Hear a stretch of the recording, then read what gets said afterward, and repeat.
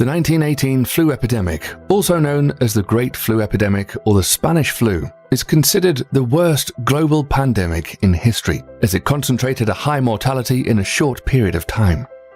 It's estimated that the mortality rate of the pandemic was between 10 and 20%, and that it killed between 50 and 100 million people worldwide. In Spain, the number of deaths is estimated at around 300,000. Unlike other flu epidemics that primarily affect children and the elderly, many of its victims were healthy young people and adults in their 20s and 40s, as well as animals, such as dogs and cats. The flu began to spread at the end of World War I. The media in the countries that participated in the war were under military censorship, so they concealed the pandemic. However, Spain, being neutral, reported in the press on the new cases using names such as the fever of 3 days, the soldier of Naples, or the fashionable disease. It seemed that Spain was the only country affected. This is why the disease was known all over the world as the Spanish flu. Although by the fall of 1917, the disease had already occurred in 14 military camps, some consider Gilbert Mitchell, a cook at Fort Riley Camp in Kansas, to be a zero patient. Mitchell entered the morning of March 4, 1918, with fever and headache to the infirmary, and a few hours later there were more than 100 cases under treatment, so they'd set up a hangar to care for patients. The symptoms of this disease were high fever, earache, body fatigue, diarrhea, and occasional vomiting, and sometimes breathing difficulties and nosebleeds. Most of the people who died were the result of secondary bacterial pneumonia, as antibiotics were not available. However, one group died quickly after the first symptoms appeared in as little as 2 or 3 days.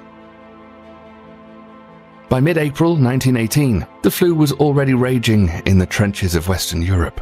He passed from France to Great Britain, Italy, and came to Spain. Even King Alfonso XIII became ill, and the Spanish newspapers echoed the disease, which was spreading so alarmingly.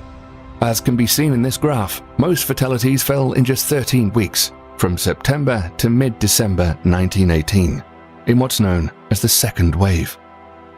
The poorest people and populations suffered the consequences of this flu in a special way, but it also affected governors such as the President of the United States, Woodrow Wilson, the British Prime Minister Lloyd George, or Kaiser Guillermo. The painter Edvard Munch even captured it in a self-portrait, and others like Gustav Klimt did not survive the disease. All the newspapers of the moment collected advertisements with miraculous remedies. The elixirs, medicinal waters, tonics, and other remedies stand out. Doctors at the time recommended aspirin, in doses now considered counterproductive, quinine, prepared with arsenic, camphor oil, or castor oil. Some even encouraged people to smoke, thinking that inhaling smoke killed germs. Different medical publications of the time, available in the Hispanic Digital Library, attempted to respond to the causes of the epidemic and reported on its progress and consequences. An Italian scientist, Professor Sacconi, claimed to have isolated the germ that caused the disease, but time proved it was not true. The strain of the virus causing Spanish flu, AH1N1, was not discovered until 1943, and its genetic sequence was not determined until 2005. Every day, Spanish newspapers picked up on the importance of hygiene education and how this task was carried out in Germany from schools and pupils, making the number of flu deaths before the war the lowest in all of Europe. They also warn that patients who do not experience any symptoms, the so-called convalescents, can be a focus of spread of the epidemic, so they recommended keeping them 1 or 2 weeks more in isolation. The use of cloth masks became mandatory for all those performing public service work.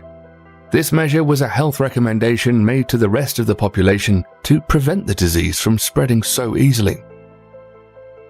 The more contact there was between people, the more likely they were to reproduce the virus. The government is beginning to take preventative measures to try and stop this crisis. Theaters, circuses, workshops, factories, and public places are disinfected, and some events are even suspended. It's forbidden to import goods from Morocco. Strangers entering populations are identified. Tuition and examinations are extended indefinitely, and rectors are even given the freedom to suspend classes if they see fit. The third and last wave was more benign, as many people were already immunized, giving the pandemic under control in the spring of 1919. And the disease ended on its own. By the summer of 1920, the virus had disappeared.